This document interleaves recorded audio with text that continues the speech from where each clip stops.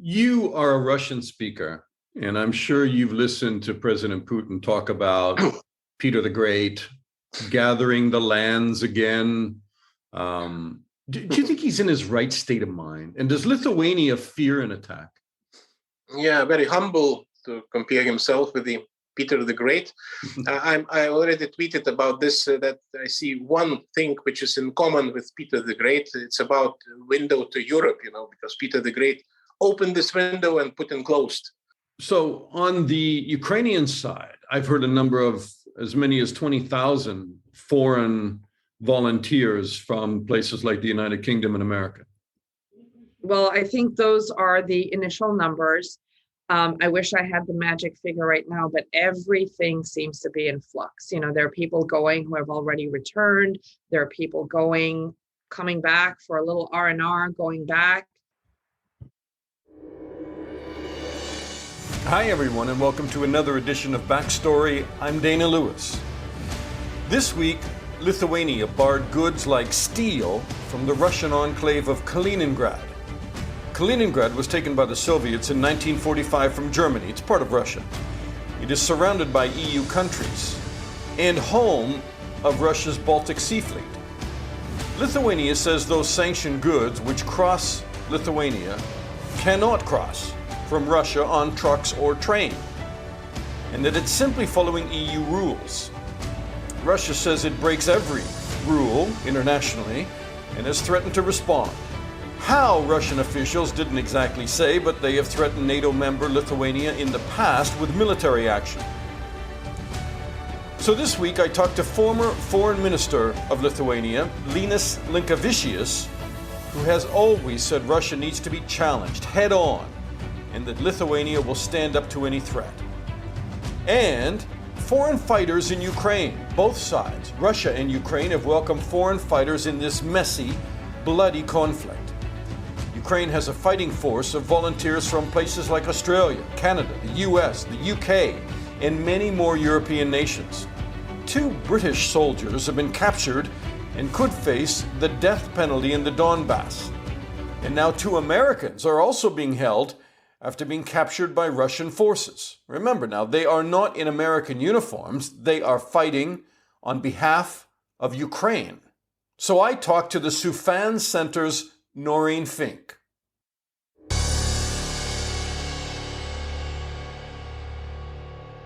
Okay.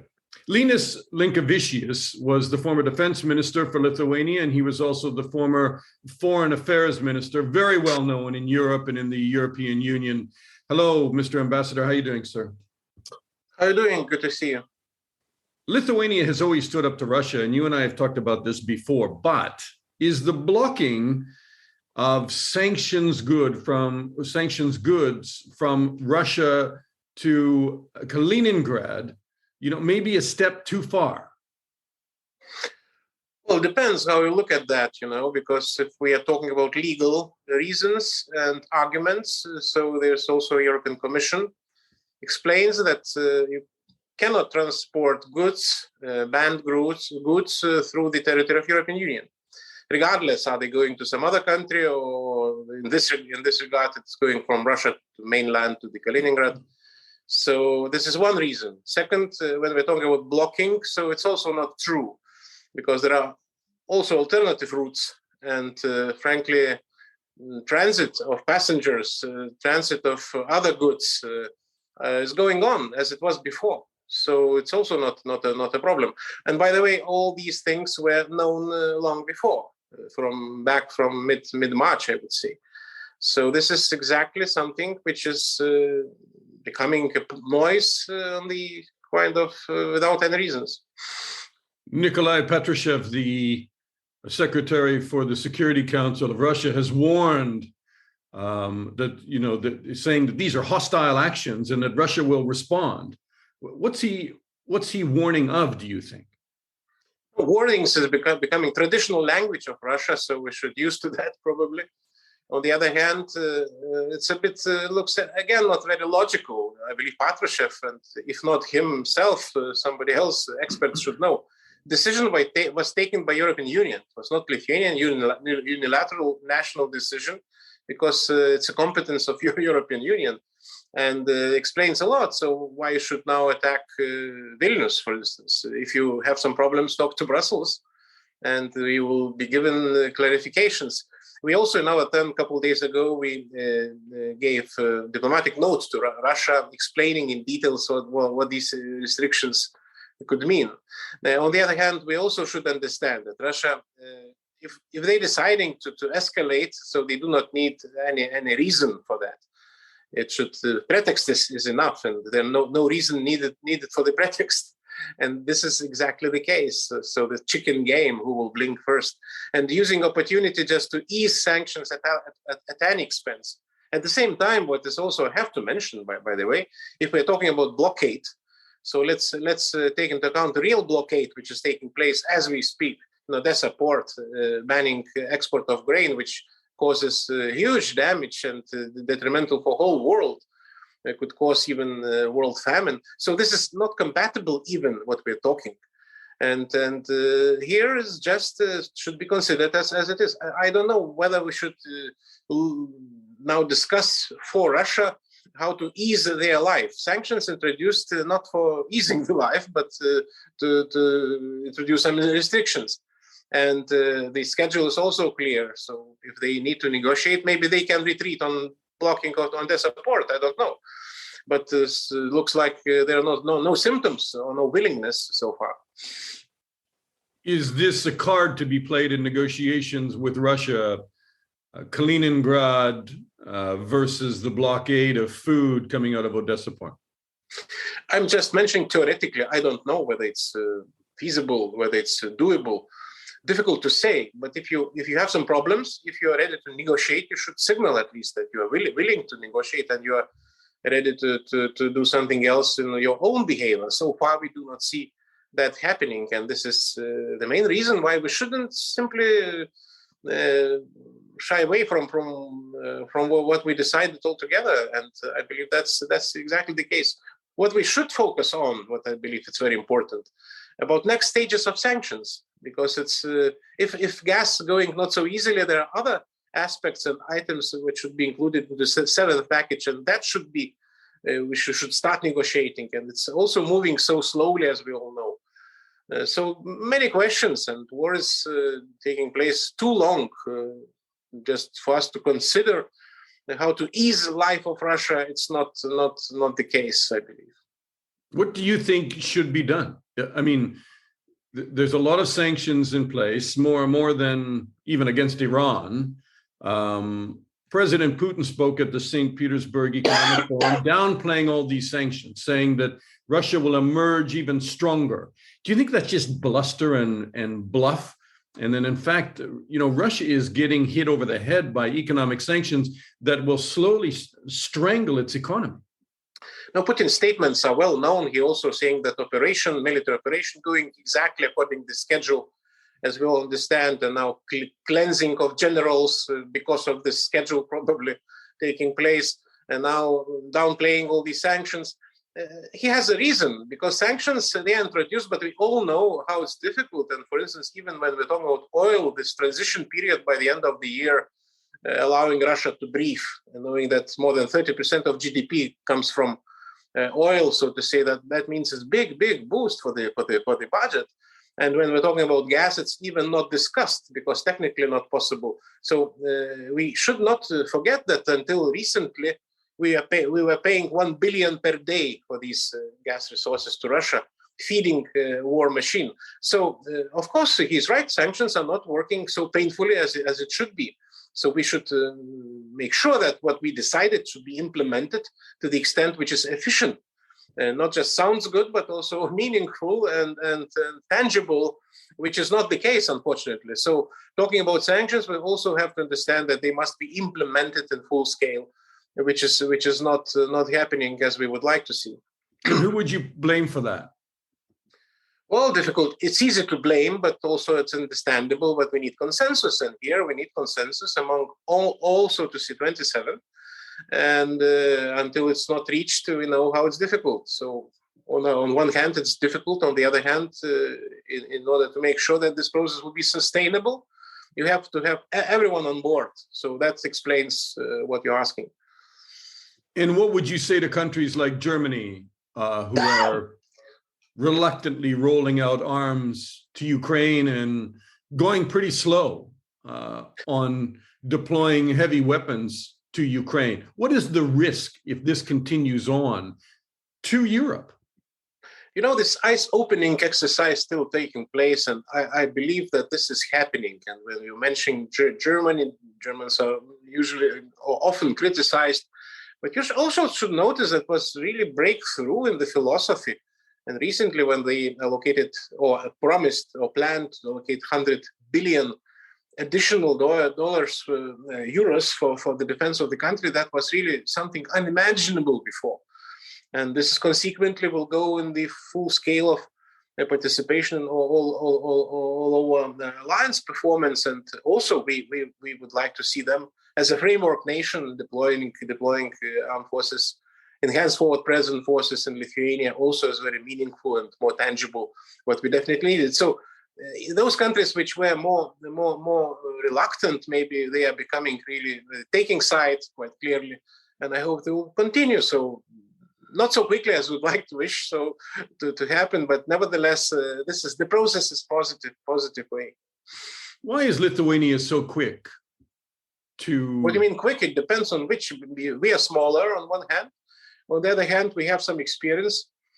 I really can say that one example really for others maybe to follow.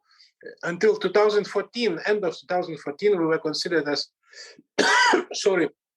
as island of energy supplies in that sense of that, totally isolated, 100% dependent on Russia. And in less than 10 years, now we are totally independent from any energy supplies. Electricity, gas, oil, in such a short period, because the right decisions were taken and we're not going ourselves into this stalemate situation, what was not to be said about other countries. And now they are really facing big problems.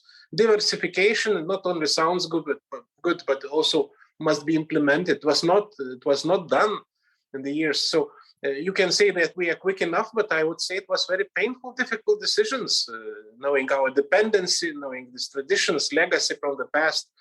But it's always reforms are painful, but you have to know what you would like to achieve, what's your goal. And independence of energy supplies, it's equal. I would equalize to the independence of state, of sovereignty in general. You can be member of NATO, member of European Union, but you are dependent on one single source of energy supplies. You are not independent, and that's also paradoxically, but this is true. You are a Russian speaker, and I'm sure you've listened to President Putin talk about Peter the Great, gathering the lands again. Do you think he's in his right state of mind? And does Lithuania fear an attack? Yeah, very humble to compare himself with the Peter the Great. I already tweeted about this, that I see one thing which is in common with Peter the Great. It's about window to Europe, because Peter the Great opened this window and Putin closed. So this is the only commonality you can see with them. Maybe brutality also could be some common factors. So, but comparing himself with these historic personalities and trying to behave or pretend that you are given by the God, so to say, to really like to compare the mission of the God on the land with this Russian nation or Russian world to be spread on whatever expense. That sounds really even medically quite suspicious. But this is reality, so we have to take this reality as it is, and really to be consistent ourselves and not to shy away after every warning, which is becoming usual stuff. Does Lithuania fear an attack by Russia? Should it? The middle approach could be more maybe acceptable. I would say there was no reason for panic, and that's clear, but also no reason to relax. Having neighbors like this, you should be vigilant and not knowing what to expect. So that's it. Are you vigilant? I mean, with NATO, do you think that collectively NATO has taken the appropriate action by forward positioning rotational brigades, or do you want to see something more substantial, like a concrete poured for permanent basing, where they're not days away from moving tanks or even hours, but they need to be there all the time, NATO forces? Yeah, obviously, in short, if you're talking about deterrence, so the best deterrence, A2AD, as in NATO language speaking, it's the presence of troops, which is definitely a big problem. And we have a lot of gaps of capabilities, not only with the presence, but in general, but also with the anti-air weapons, anti-missile weapons, and that's a big problem. And we have to really to fill these gaps. Not everything could be done by own capabilities. So definitely the summit, which is approaching in Madrid, will be very important and decisive in strengthening eastern flank in general, but also enhanced forward presence in all three Baltic states in particular. And I hope it will happen, because we are going to the good direction, and dynamics is also good. We'd like to see it's more faster, but at the same time, it needs again consensus. So we hope that that will be something achieved by Madrid Summit by the end of this month. Last question, not what you hope for, but realistically, how does this war end in Ukraine? It's wishful thinking. We're always repeating every day that Ukraine will win, because it cannot be otherwise. Realistically speaking, can be otherwise. It will be fatigue of supporting Ukraine, because Ukraine is also exhausted, I would say, also exhausted resources. They need supplies every day, basically, of ammunition, weapons, which are late to be delivered always. And sometimes 10 times difference of quantity comparing with Russian troops, especially with artillery, so to say, which is badly needed to Ukraine. So it shouldn't be fatigue of support, first of all. And we have to understand that this is the decisive moment now when we are talking about Severodonetsk. It's not just Severodonetsk, capital of Luhansk. It's much more. It could be breakthrough in the war. So victory, it's not a done deal. That's my point in short. And we have to work hard in order to help Ukrainians as we promised, as we obliged, as we have to. Linas Linkevicius, thank you so much, Mr. Ambassador. It's always good to talk to you. Appreciate it. Thank you.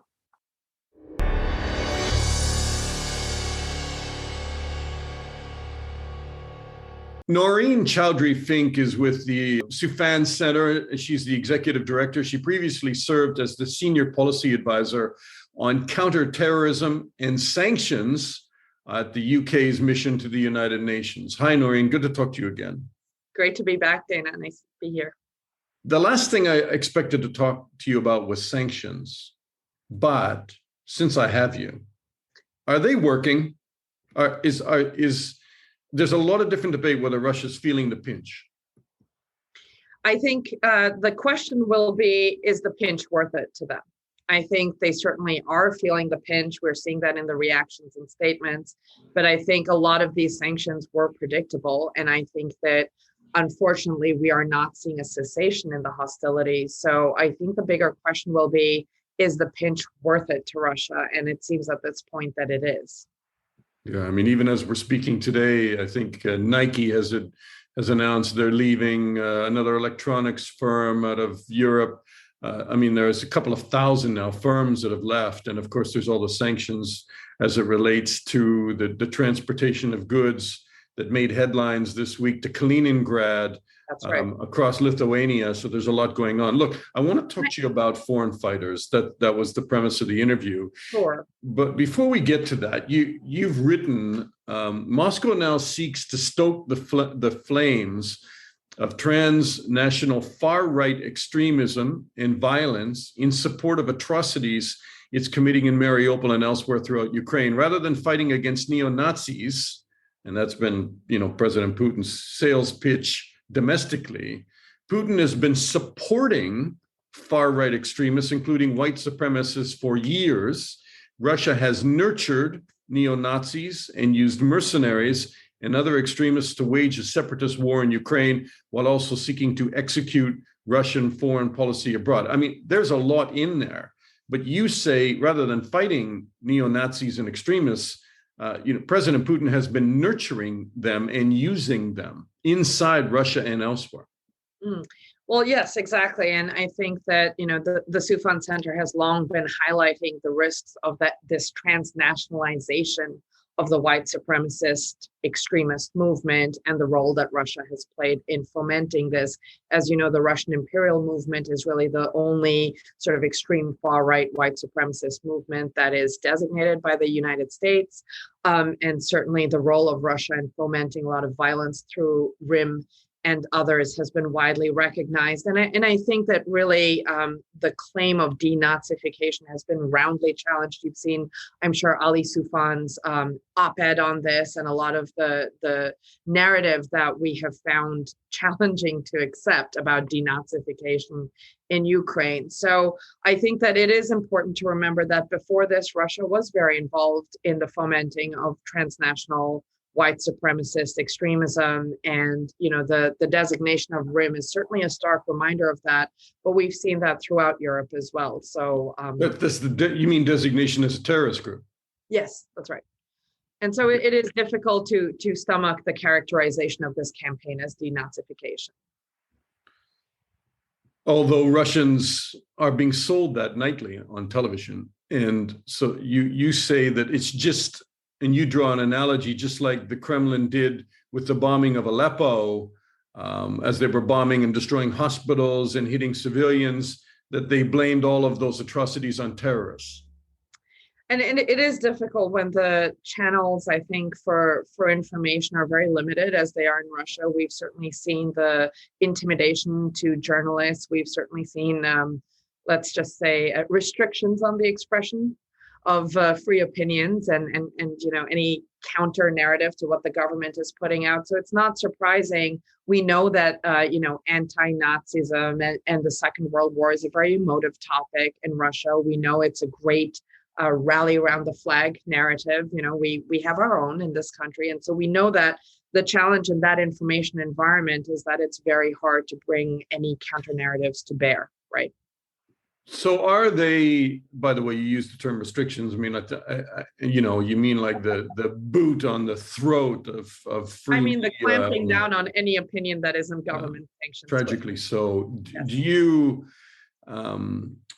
Do you say that foreign fighters are being used by both sides? I mean, in the conflict, because originally we heard a lot about that the Russians would bring Syrian fighters. Did they, Right. do you think, and how big a factor is it? So Dana, I'm just going to challenge one statement first. You said used by, and I want to just point out that what we really saw was an unprecedented flow of volunteers going to Ukraine, certainly from the West, and in support of the Ukrainian government and armed forces. So I'm just very cautious about terminology. It's what I do for a living. So I would say at first that, there was certainly a call for international support, and I wouldn't say that the Western volunteers that have gone out were used, but rather it was an unprecedented sort of volunteer movement. It's difficult to speak to the Russian side because it's less open and transparent. We have not seen reports of the kinds of numbers of Syrians that we first heard the Russian government sort of extolling or feared reports of. There's certainly some concern that the sort of attempt to move Syrian foreign fighters to the front in Ukraine was being made. We just aren't seeing reports of a whole lot of action or consequence of that. I think since we're on talking about the Russian side, though, sorry to jump in, what would you make of the use of Chechen fighters, which is used to be a breakaway republic in Russia? It is part of Russia, and Chechen fighters have sort of been the tip of the spear in places like Mariupol on the Russian army side. Does it? I understand why they would volunteer to go fight in places like Afghanistan and rally around the Muslim call. What on earth gets Chechen fighters who saw their own city of Grozny completely destroyed, like Mariupol in 1999, 2000? Why do you think that they've been willing to go fight for Putin? I wish I knew. It's hard for me to put myself in that mindset, except that I think, we are also, I think it's important to remember that for a lot, this is also an anti-Western conflict. They may not necessarily always make common cause with Russia, but they may make common cause against others. And I think sitting where we do, the narrative feels very clear as a who's fighting whom. But I think in many parts of the world, it is seen also as an opportunity to challenge the West, challenge Western imperialism, give the West a taste of, what it's done before. So I think it's very difficult, and it's hard for me to reconcile the two, just as it is for you. But I think there is a very strong anti-West, anti-imperialist rhetoric out there that may be appealing to some people. And there may be money, because Kadyrov gets a lot of money and financial support from the Kremlin. So, exactly. I mean... Yeah. And all the things that motivate people, money, status, excitement, adventure, who knows? So on the Ukrainian side, I've heard a number of as many as 20,000 foreign volunteers from places like the United Kingdom and America. Well, I think those are the initial numbers. I wish I had the magic figure right now, but everything seems to be in flux. There are people going who have already returned. There are people coming back for a little R&R, going back. And so everything seems really fluid. Every number I've seen is disputed by someone else. Yeah. And so I think, we have to track not only... But it's substantial. It is very substantial. And certainly the initial outflow was unprecedented in those first 3 weeks, the 10, 15,000 type numbers we were seeing, even if it's people who just declared their intention to go. Maybe not everyone who declared that intention made the trip, but I think it was unprecedented and really reflected a wave of support for the Ukrainian government. Whether everyone went where they said they would go, and where they ended up, and if they came back, I think it's constantly moving. We know that I think it was a great idea to have the International Legion, to have a kind of a regularized catchment point for all the volunteers and channel that into Ukraine's regular armed forces. But we also hear that not everyone stayed with that, not everyone went and joined that, or if they did, they may not have stayed with it. So as we know, these are complex dynamics in a conflict zone, and I think that's where a lot of the challenges might arise. What do you make of the fact that 2 British soldiers were captured and have now received a death sentence in the Donbass? One of those soldiers, I think, has written his family saying that he thinks his demise is imminent. And the backdrop to that, dramatic backdrop, if you're an American, is that 2 Americans are now also in prisoners they're prisoners of war as far as we're concerned. They are being treated as foreign mercenaries by the fighters in the Donbass, separatist fighters who are backed by the Kremlin. And I think that it is the tragic, absolutely tragic outcome of what is a risky venture, right? I think that's part of the problem. We say regular armed forces, they say mercenaries, we say foreign volunteers, they've even thrown out the word terrorism. And we did flag at the Soufan Center that these terms are going to be hotly contested. In all these cases, I do have to say that, even though I'm not a lawyer, still we do know that IHL allows for the lawful detention of those participating in hostilities, but they're also supposed to be accorded the full protections due under IHL. And it's difficult to see whether that is the case here. I do think that governments, and we've written on this, and that governments who were in fact encouraging people to go need to make sure that their citizens are also aware that there are these risks, that it is not clear that everyone who is going will be accorded the kind of status they think they'll get. They were fighting, I believe, in uniform. Certainly the British fighters were living in Ukraine.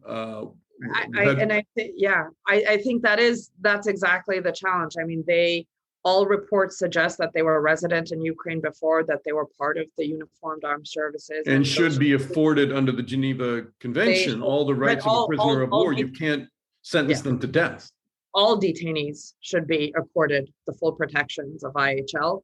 And certainly those that are reportedly there before the conflict and in the regular armed forces. And, there should be evidence that is able to prove that, certainly in these cases, should absolutely be accorded all the protections under IHL. What do you make of the Kremlin's argument that this is the Donbass? These are separatists within the Donbass that are holding them and will carry out the death sentence and the Kremlin trying to distance itself from how these prisoners are going to be treated ultimately?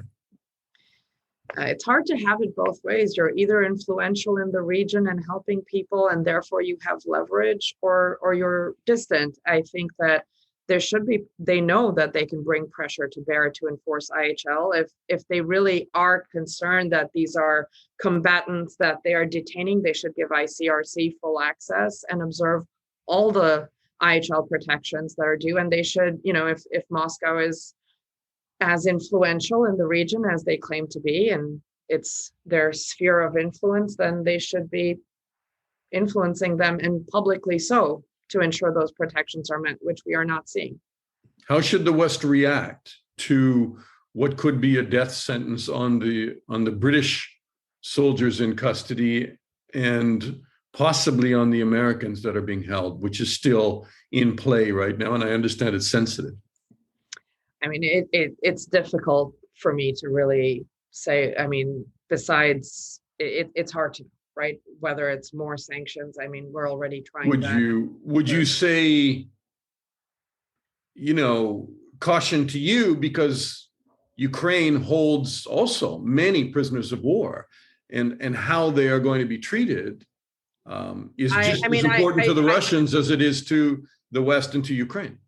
Yes, but I don't think that the West should get in the business either of encouraging the Ukrainians to mistreat detainees in a tit-for-tat war either. I mean, if the separatists and the Russians or other forces are mistreating detainees, it does not change the obligations on the government of Ukraine and its parties to also uphold IHL. So I would be very cautious. I think absolutely Russia should be aware that they have folks on the ground there, they have detainees. But I think that's why it is so important that Ukraine has made every effort to show that its trials and its prosecutions are under, all observing due process, upholding IHL. I think the implicit, risk is there that, Russian detainees could face similar challenges, but I don't think that the governments of the US or the UK should, encourage Ukraine to lower the standard of protections on IHL that it's obligated to uphold. Right, but I mean, Ukraine would be encouraged by the West to treat prisoners properly. Yes. And would you consider it to be a war crime? I understand you're not an international lawyer on this, but would you consider it, should the West consider it a war crime if these combatants who were in the Ukrainian army, who were deploying as part of the army and should be afforded the protections under the Geneva Convention, if they are put to death? I'll have to, I think it is a crime. I don't know if it's a war crime. And I have not seen the evidence, or I haven't seen the paperwork about the individuals and their time in the armed forces. I think there are a lot of war crimes piling up in the conflict. And I think that I honestly can't speak to whether it'll be a war crime. But I think there are a lot of war crimes piling up that will require that's for sure. And wait till we get into some of these cities that are, virtual rubble right now, and find out what had been going on in there, as we found out, in places on the edge of Kiev and in Mariupol, where there could be 20,000 dead in Mariupol alone. And, this is why I think it's so important that we continue to support the ICC and continue these investigations and make sure that perpetrators are held accountable. We have sometimes varied in our support for the ICC in the United States. And I think it's really important that we make sure that the US and the UK and others have supported this kind of atrocities investigation advisory group at the ICC and other mechanisms like that. I think it's really key that these are sustained, like the support for these kinds of mechanisms is not only sustained and resourced, but actually granted the kind of political momentum to hold perpetrators accountable. Naureen Chowdhury Fink with the Soufan Center. Thank you so much, Naureen. Thanks very much, Dana. And that's our backstory. The Ukraine war now running 4 months. 4 months of vicious artillery duels, 4 months of wanton destruction by Russian forces of Ukrainian cities, 4 months of civilians caught and killed in the crossfire. Russian forces have just claimed one of the last remaining cities in the Lugansk area. all part of Russian leader Putin's plot to annex eastern Ukraine, and maybe more. He is making progress on the battlefield, although the cost has been high, and all the while, more heavy weapons are arriving to Ukraine. Thanks for listening to Backstory. Please share this podcast. I'm Dana Lewis, and I'll talk to you again soon.